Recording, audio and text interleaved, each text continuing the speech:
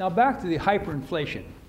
My research, and if you go to www.wealthmoney.org, yep. Okay. And you go down toward the bottom of the page and you'll find their Wealth as Money blog spot. Money as Wealth blog spot.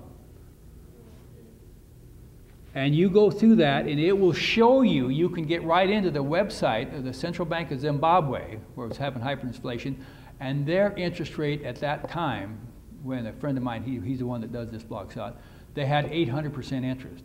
You go also in that, and you'll find it as you go down through there someplace, he actually got a letter from somebody that showed that in Germany, when they had the hyperinflation, they started out with 6% interest, and before they was done, they had 900% interest. Yeah. So see, I think you don't have inflation, you can increase the money supply all you want. It's when you start driving up the interest rate that you get the hyperinflation. Because if you started out, and I had some borrowed money, and you started out and you borrowed some on that, and my interest rate was only 6, and then it went up to 8, and then it went up to 10, and then it went up to 20, and then to 30, and then to 100 and 200, wouldn't you have to raise your prices like crazy to keep up with that interest? I know for a fact in the 80s when they raised that interest from 9 to 18%, man, the farmer just went like dominoes because they couldn't. I personally went out and prayed over my calves, and I cussed them, and I kicked them, and I clubbed them, and I never could get a cow to give me triplets. Wouldn't do it. She just still give me one calf a year. So see, if you raise the interest and then you loan enough money for people can keep up with that interest, you will get hyperinflation. But if you raise the interest and then don't loan the people enough, then you get everybody foreclosed on. So see, it has a lot more to do with hyperinflation than the money supply has to do with the interest rate. And they never tell you that either. It's interesting. You got a question, Patrick? Yeah, you know, I just heard in the news yesterday that one of the major banks now is saying a lot of people are having foreclosed on their home. So basically, there's a new program that the bank will just take over the whole house and you just pay rent. Mm-hmm. I wouldn't be surprised. Yeah, that just started yesterday. Because they don't want to blame houses. They can't do nothing with them. In fact, a friend of mine just told me the other day he signed on the internet that some house out in western Minnesota someplace sold at auction, built in 1960 thereabouts, for $1,000. But nobody out there needs a house because they already got one. And too far to commute here to town where you can have a job. I'm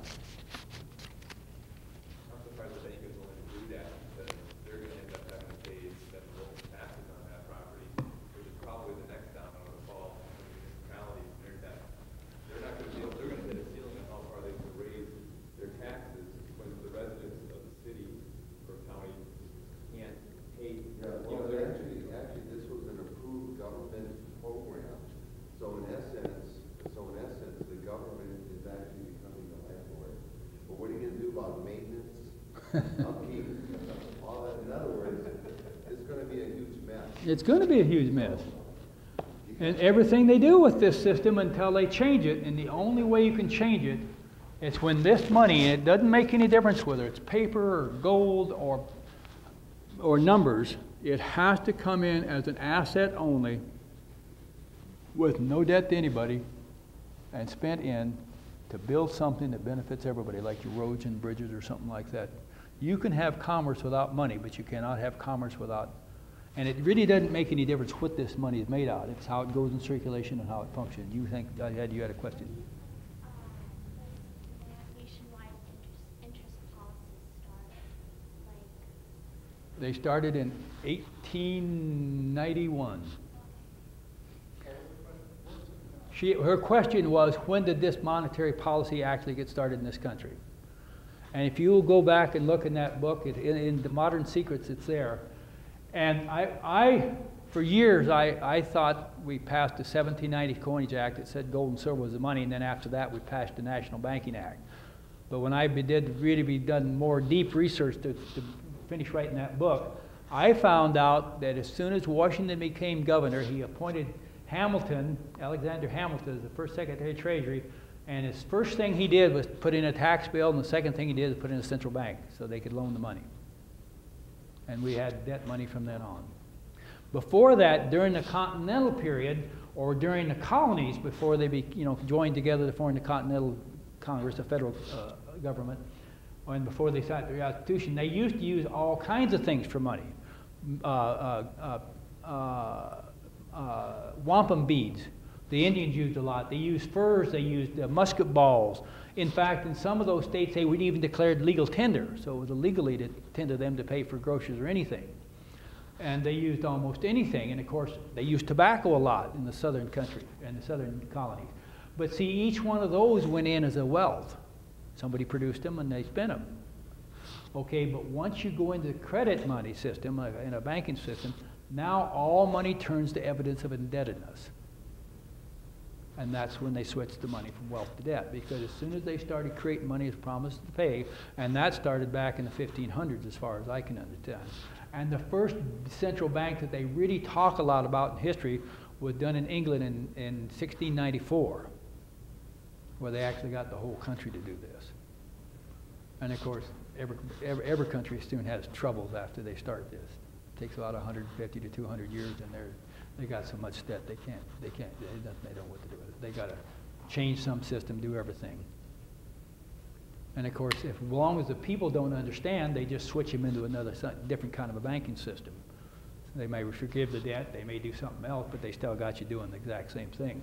If the people ever wake up and understand it doesn't make any difference what you use for money, it's the way the money functions that benefits society or kills society. If it functioned as a payment based upon wealth that somebody produces first, that wealth could be anything. It could be roads and bridges, it could be anything else. I happen to prefer the roads and bridges because the United States Constitution says first Congress should coin the money, and then down below a little it says they should provide for post office and post roads. Now if you just created this money by the stroke of a pen and spent it to build the roads and the bridges and the post office that we need to have and didn't charge any tax for it, what more could you ask for? You wouldn't have near the tax bill, you'd have the money in circulation, you'd have a great transportation system to drive on, and money to drive on it with, and no taxes. Now what more could you ask for? Now that's a sustainable economy forever. That would never fail. But this debt system has to fail, and not over 300 years every time, sometimes less than that. And I thank you so much for your time. I really appreciate your interest and your attentiveness. And yes, thank you very much. And I'd be glad to come back some other day. Yeah, well, we're going to have Byron back.